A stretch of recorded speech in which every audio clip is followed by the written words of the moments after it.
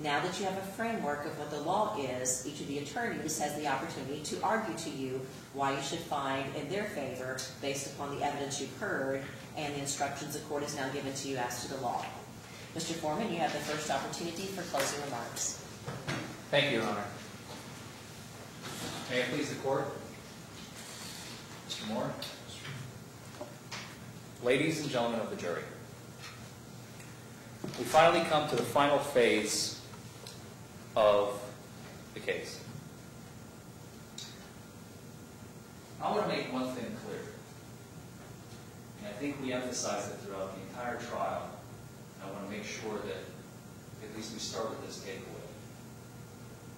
The decision on charges 1 through 5, the registration receipt, registration plate, no insurance, and license to be in possession, we're not contesting. You may decide what you decide on those. If you think Mr. Hall is guilty of them, if you think Mr. Hall is not guilty of them.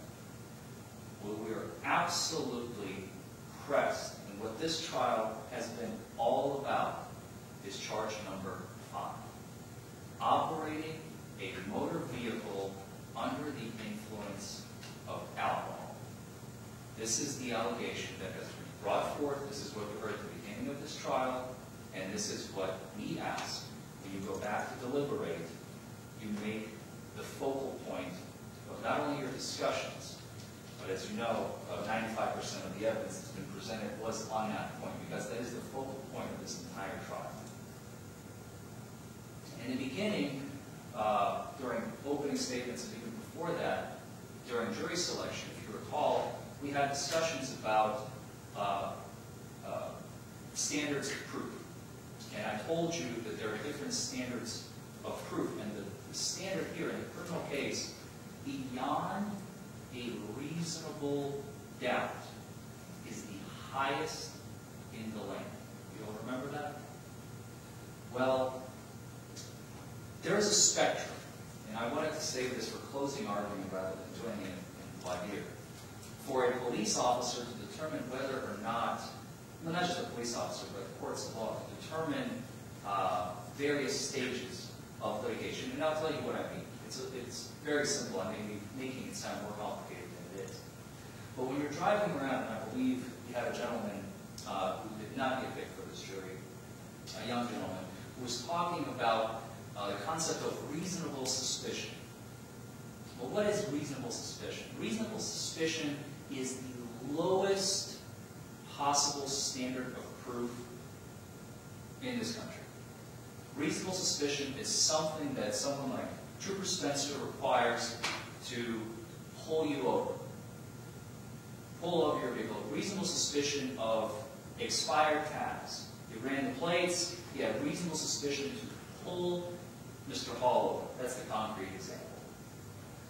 The next standard of proof is probable cause. If he believes, a police officer that is, in his mind's eye, that he has enough to arrest you, whether right or wrong.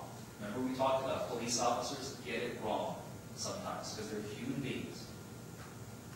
But if the officer, his subjective, or her subjective belief, believes that they have enough to arrest you, that is probable cause. That is the standard. It's above reasonable suspicion. The next one, next standard we talked about, that is preponderance of the evidence. Preponderance of the evidence is something that is required to determine in a civil case who's paying who how much, and if at all. That is the one you remember I told you in law school they taught us it's just an oomph above 50%. That's the definition of it. Clear and convincing evidence is the next standard after that. That is the standard that they use to take your kids away from you, your parental rights, your ability to have your children in your home. That's clear and convincing. That is the fourth one. What we're dealing with here, this is what I told you, I cannot define by law, otherwise I'm going to get in trouble with the judge, is beyond a reasonable doubt. Beyond reasonable doubt. If you, as you go back to that jury room, you have a doubt in your mind, and what we're going to cover, the extent of the evidence that was presented here today. But if you have at least one doubt as to whether or not Mr. Hall operated a motor vehicle under the influence on September 16th, 2021, then your verdict must be not guilty. There can be no other answer. Now, the prosecutor, I anticipate in a few moments, he'll get up here and he'll try to kind of massage that standard. Kind of make it seem not as high as it truly is. Some I've heard prosecutors try appealing to your common sense, or I've heard the analogy of building a brick. We have this brick and we have this brick, and I just built a house for you. That's not the law. The law requires the prosecution to be held to their burden. That's Mr. Moore asked you to hold him to his burden during jury selection, and I'm asking you to do the same. We're both asking you to do the same thing, to hold the government, who is accusing a man of a crime, to be held to the standard that the law requires, and that is beyond a reasonable doubt, the highest standard in the land. So, let's talk about the facts.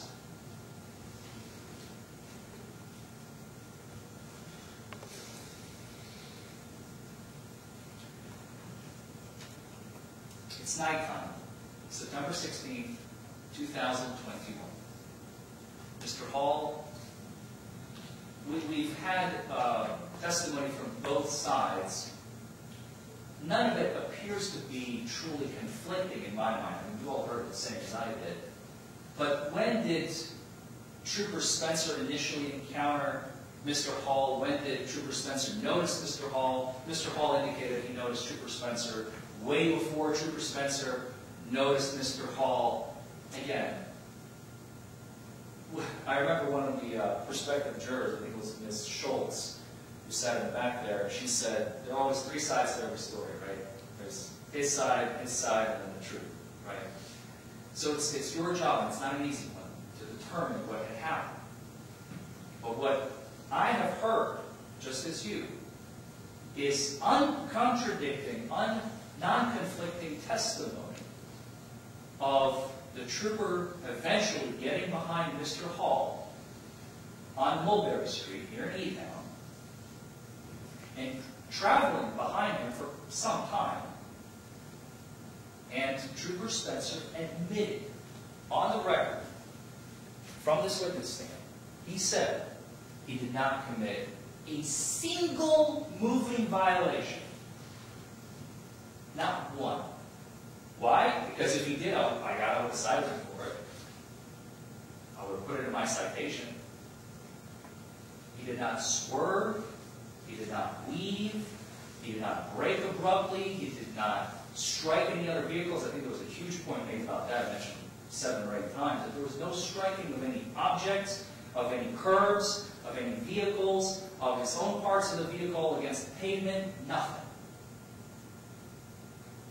When I tried to get the trooper to tell me, was he driving in a careful manner, all he could tell me is, well, I would have cited him for careless driving if he wasn't driving in a careless manner. I think he just didn't want to admit the fact that Mr. Hall's driving was absolutely flawless. Otherwise, if there was even one wrinkle in his driving, he would have put it in the citation and he would have testified to it. You don't forget things like that. As a trooper who has been on the force at the time for about 1.5 years in your own vehicle, without supervision, he's a trained trooper, and he's trained to look for these things, and the fact that they're not noted means they did not happen. He admitted to that. There was a big deal made, I think, by the prosecution, I remember, on direct examination, cross-examination of Mr. Hall about where he stopped and why he didn't stop. We don't have video of exactly how the interaction went down. Watching a screen-by-screen, play-by-play of Google Maps does not give you, this is why I objected to that, if you remember. Because I don't feel, not only is it daylight, when it wasn't daylight, when Mr. Hall was driving and Trooper Spencer was behind him, you get to see a completely distorted version of events. And I thought that was completely unfair, but you all got to see it, for better or for worse.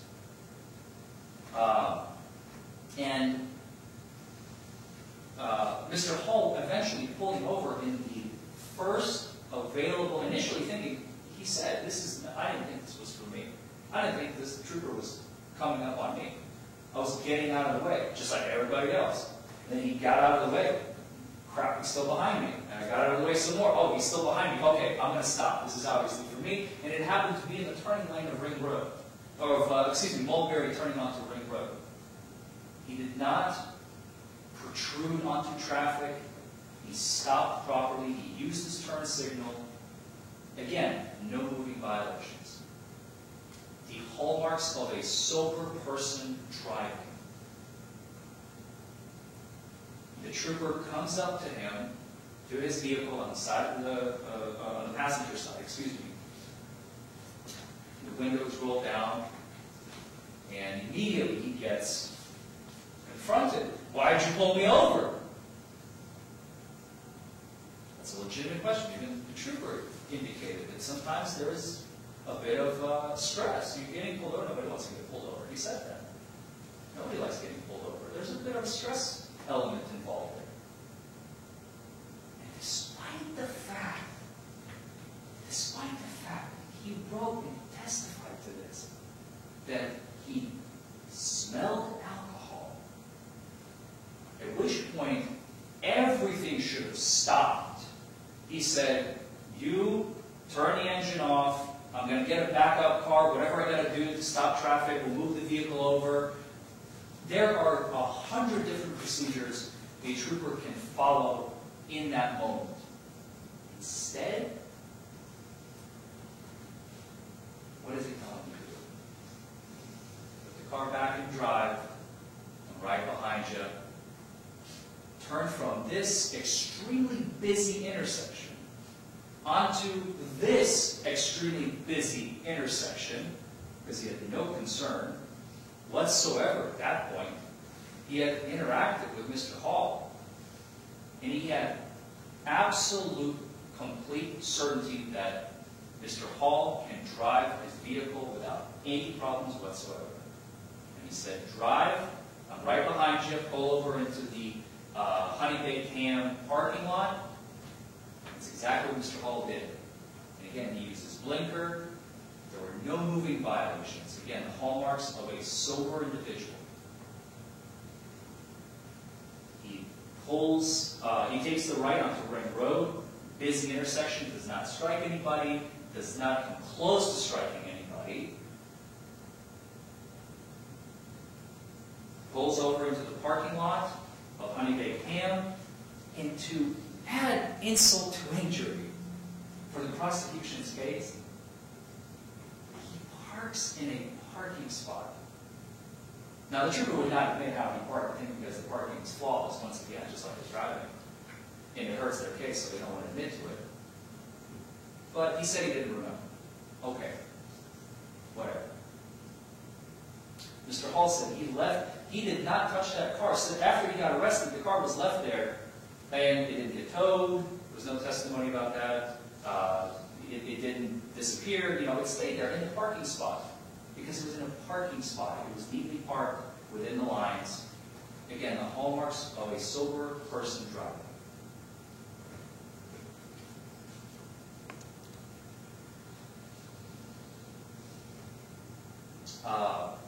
Trooper Spencer comes up again, a second time now that they're parked at the Honey Baked Ham parking lot, and asks Mr. Hall to provide some documentation. And we talked about this. He didn't have it. He didn't have it with him. It's not that it doesn't exist. Otherwise, there are separate charges for that. driving on suspended license charges. There's no insurance period charges where you're driving without insurance. Those are not the charges Mr. Hall has today. He has an expired registration, expired plate, forgot his license, forgot his updated insurance card. Those are the four. He's not able to provide documents, so he gets these charges. Okay. And the trooper decides to ask him, have you been drinking tonight? Any sane person who has had one drink, one, would never, in their right mind, say that to a police officer because they know what's about to happen. You go from Joe Citizen to a potential DUI suspect, Aristide number 57 for that day. That's what happens. Mr. Hall knows that. That's why he denies. Because he knows, I'm completely fine. Why should I tell him this is just going to create chaos? I'm going to lie, just lie, it'll be fine. No, I didn't have anything to drink. Okay. Are you sure about that? Yeah, I'm sure. I didn't have anything to drink. Are you sure about that? No. No, I did have a beer earlier. And he testified it was 5 or 6 hours before he drove. He knew what was coming. And he wanted to avoid that. He couldn't. The officer made a mistake. Trooper Spencer made a mistake. Either that or he simply decided to fabricate a case today. I don't know which one it is. Because the evidence is simply not there to back up the charge.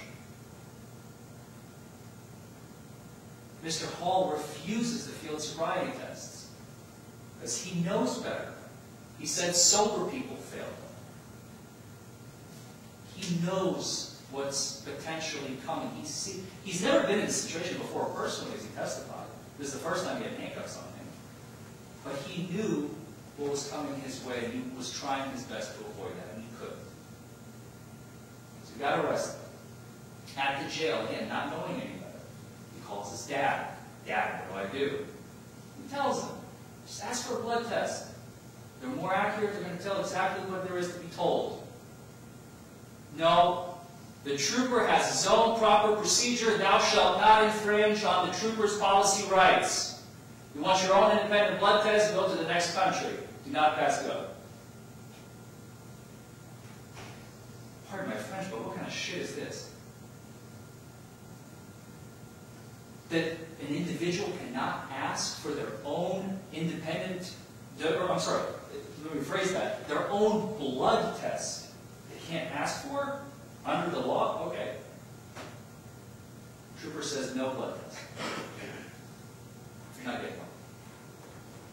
Blow into this machine for me. I'm not doing that, Trooper. Thank you. Give me my blood test.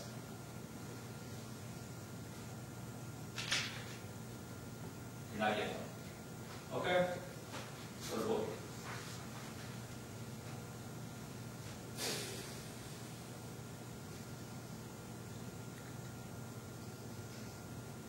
It is not against the law to drink and then drive, so long as you are not under the influence of alcohol at the time. And Mr. Hall was clearly not. He was sober. He was not. I hate that phrasing in this case, not under the influence, because it implies that maybe there was something there. He was sober. He said that on the stand. He was sober. He was driving sober. And they're trying to convict an innocent man in this courtroom today. And the prosecution is going to be asking for your help in about 5, 10, 15 minutes here.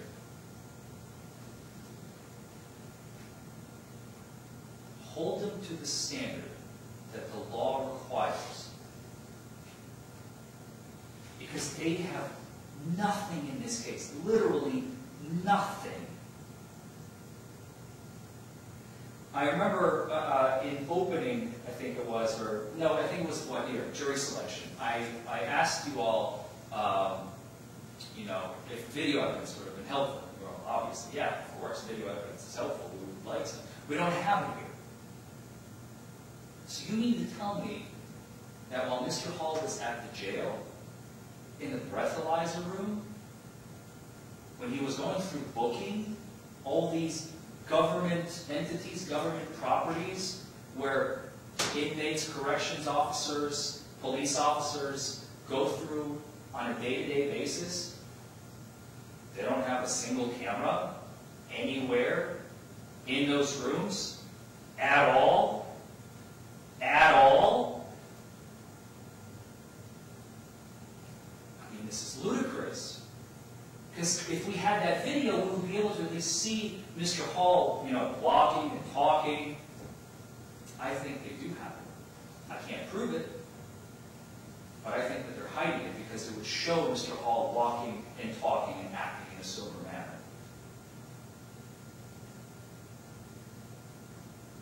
And if we had it, we wouldn't be talking to you because there would be no case, because we'd actually be able to see what happened that night. What I heard when Mr. Hall first called me, and he said, I've been arrested for this.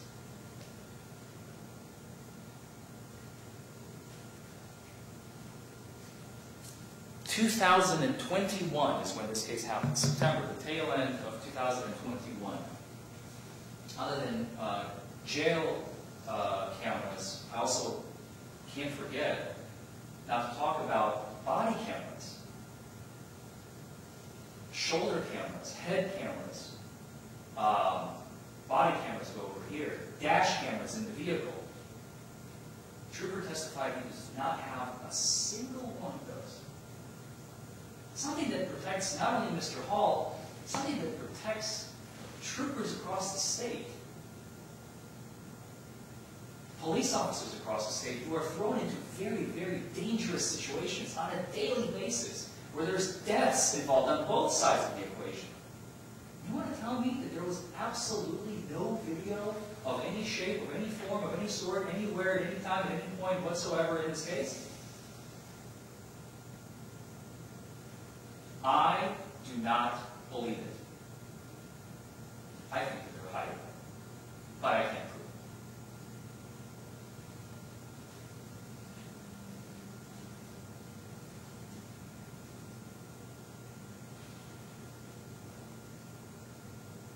I don't think this case should have ever been brought to trial. I think this has been a waste of your time, the court's resources. But we have to do it. We have to do it because the prosecutor decided to move forward.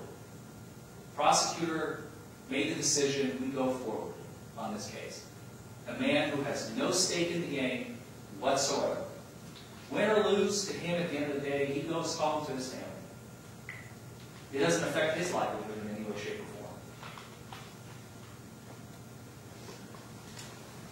Mr. Hall has everything to lose. So if you're with me, if you saw the evidence that I saw, if you heard the facts that I heard, when you go back to that jury deliberation room, I am certain that the only verdict you can return is a verdict of not guilty for Mr. Eric Hall on the DUI. Thank you. Thank you. Mr. Moore, closing arguments on behalf of the Commonwealth. May it please the court, Your Honor.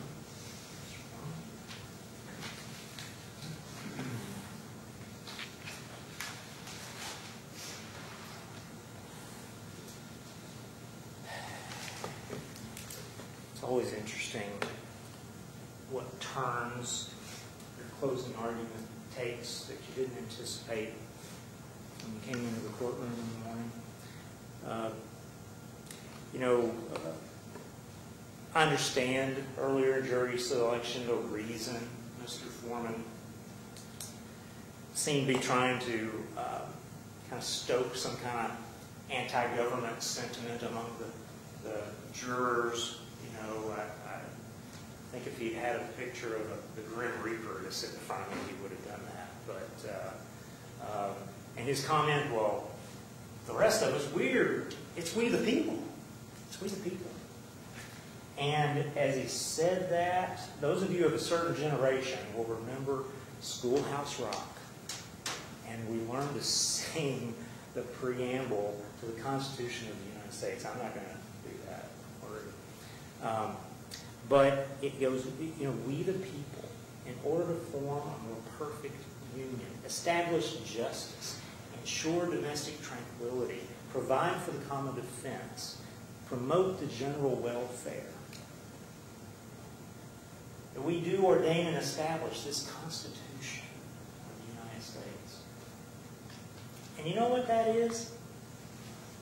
That's what Abraham Lincoln called a government of the people, by the people, and for the people. And so if I work for the government, I work for you.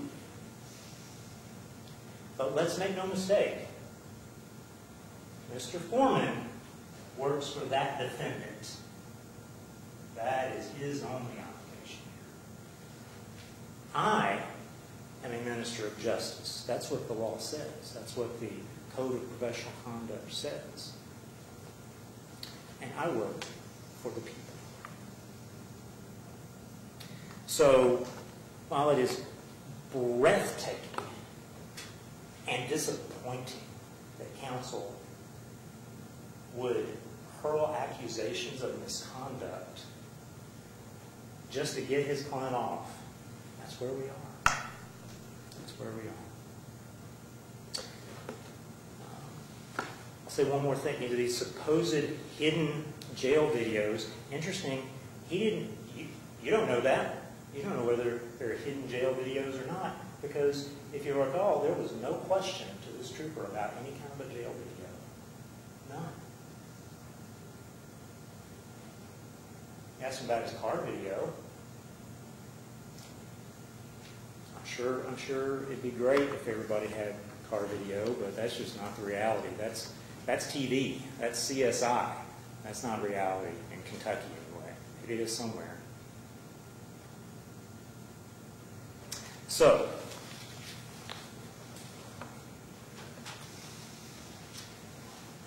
Mr. Foreman spent a lot of time asking a lot of questions about things that don't exist.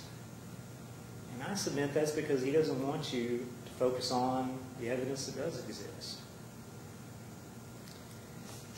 The trooper was clear. He was to the point. If he couldn't remember something, he said, I don't remember. There was no indication of any question of his credibility on that witness stand. He's got somebody with an expired tag. It's an expired tag. Great. He's ready to take care of that. It's his job to take care of that. It's the law that he watches for those sorts of things. But we have this defendant who keeps on driving. It's not a mile or two, but he had other places to pull off rather than stopping in the middle of the road on the turn lane, which is what he did. I never heard a good explanation of that. Well, there wasn't enough room. Well, there was other traffic. I'm not sure how that impeded him from turning right into Dolphin Drive, but he said it did. Same thing with the parking lot. Does that piece of evidence prove that he was under the influence? No. That's just one piece of evidence. Smelling of alcohol. The officer's got somebody who doesn't stop when they could have, who stops in the travel portion of the highway, and he smells alcohol coming out of the vehicle. Hard to argue that he shouldn't have inquired further about what's going on here.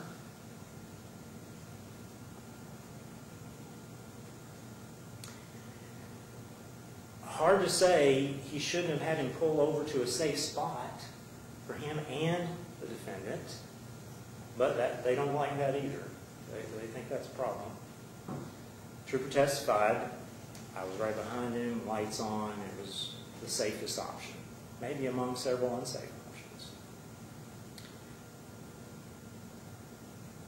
He reported the nervousness he saw, not unusual. Trooper said, yeah, that's not unusual.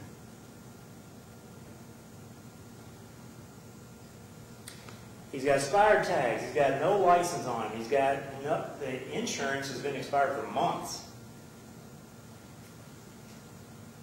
What does this tell us? What do these things tell? It's a pattern of irresponsibility. Or perhaps entitlement. I don't know. I don't know if he thinks he doesn't have to follow the rules. He certainly thinks he gets to choose whatever test he wants, regardless of what the law is, regardless of what the implied consent warning, which is part of the law, laid out in the law, says. We heard about the struggle with the glove box. Well, that was just the computer. Didn't figure that out. He denied drinking. He denied drinking again. Then he admitted drinking. He refused the field sobriety test. Just stood up there like, nope, I do not consent. I do not consent. Trooper is watching him. He hears slurred speech, bloodshot eyes, slow to answer questions.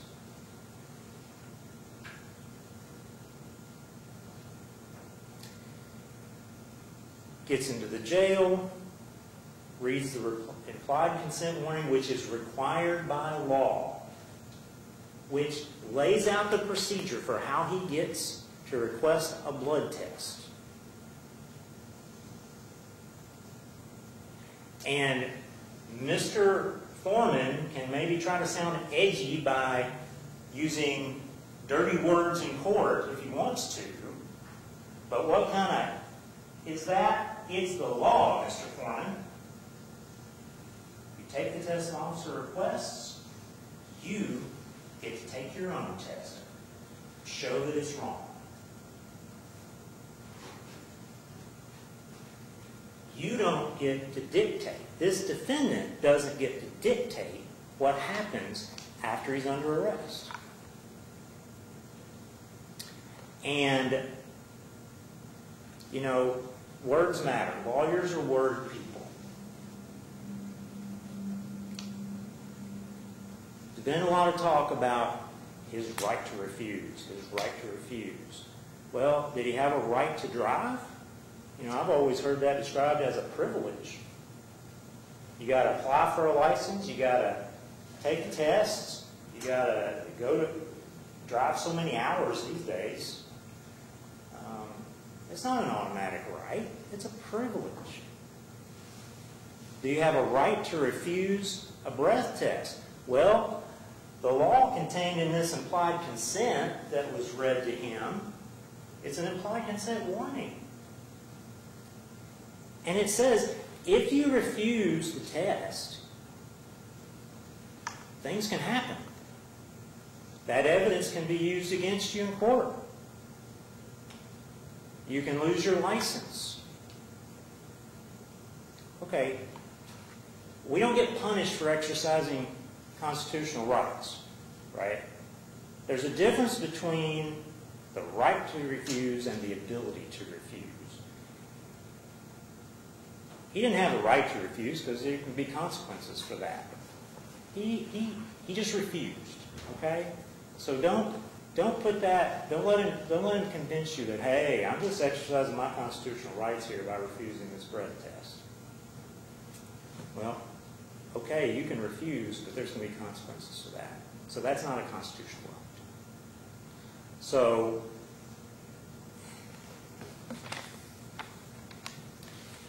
you all testified, you all talked to me in jury selection about, I think almost everybody had seen somebody under the influence. Several of you said, well, yeah, this is what I've noticed, what I've seen. It's amazing to me that the defense wants to suggest that you all can recognize somebody under the influence, but this trooper,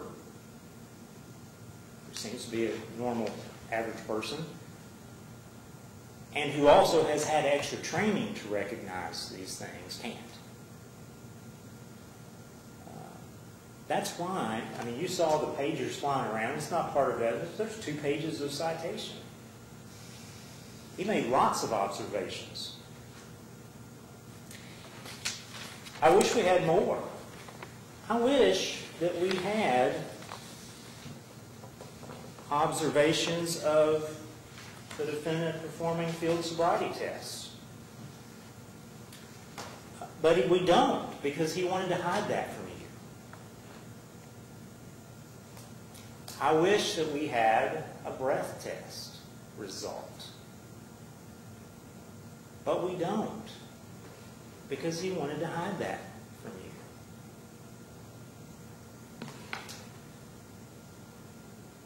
you. We talked earlier, and I asked, does anybody think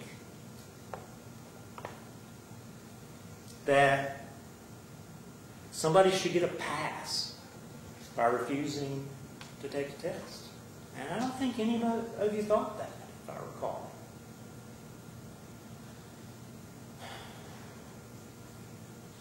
So I'm asking you, don't let him get a pass. What should Trooper Spencer have done? He had to make a decision. He's got all these observations. He smells alcohol. Should he just let him go?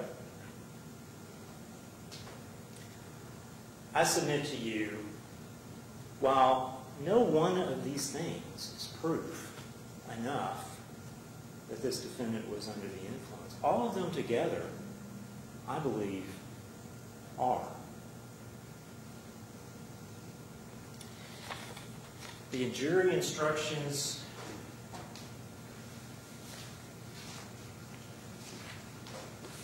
just want to point out a couple of things to you. Instruction number 2, no or expired registration receipt.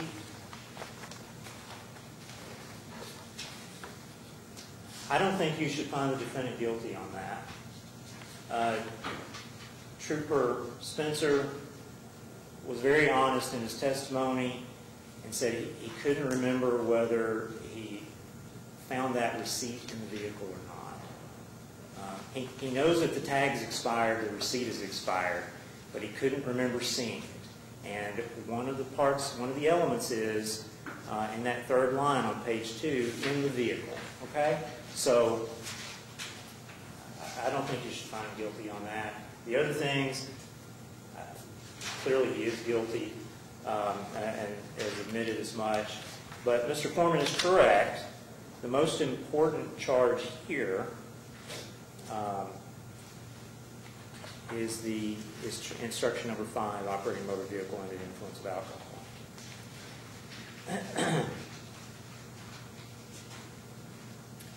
And you'll notice, and that's toward the bottom of page 3, and you'll notice that it doesn't say he was operating or in physical control of a motor vehicle and driving badly, or driving carelessly, or running over somebody. It doesn't say, and he had a certain level or number of alcohol in his blood or breath. It doesn't say that. It doesn't say that. I don't have to prove those things. I don't have to introduce that type of evidence. Now, I have to introduce evidence, and I have the burden of proof beyond a reasonable doubt. And in spite of Mr. Foreman's acknowledgement that he's not allowed to define it. I chose not to object, even as he went on to get too close to defining it, because I just want to point out what the jury instructions say. In instruction number 6,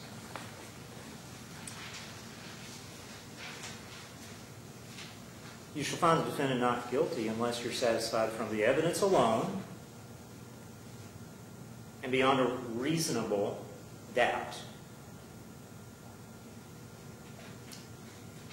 He emphasized that word, beyond and doubt. I think he may have even said any doubt. Well, that's not what the jury instructions say. They say beyond a reasonable doubt. So, you all get to decide what that is. Not me, not him, not even the judge. But as I just read right before that, you got to be satisfied from the evidence alone. Not from his arguments or my arguments. Not from his baseless and frankly disgusting accusations.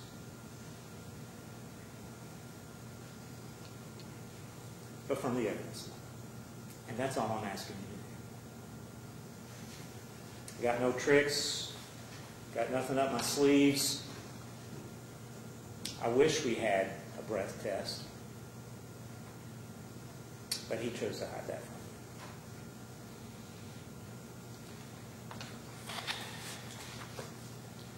me. This is a tough job. And you all have been very attentive on a day that went way longer than I expected. And I just want to thank you for that.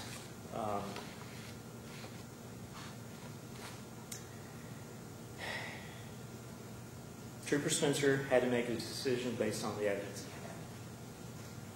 had. And so do you.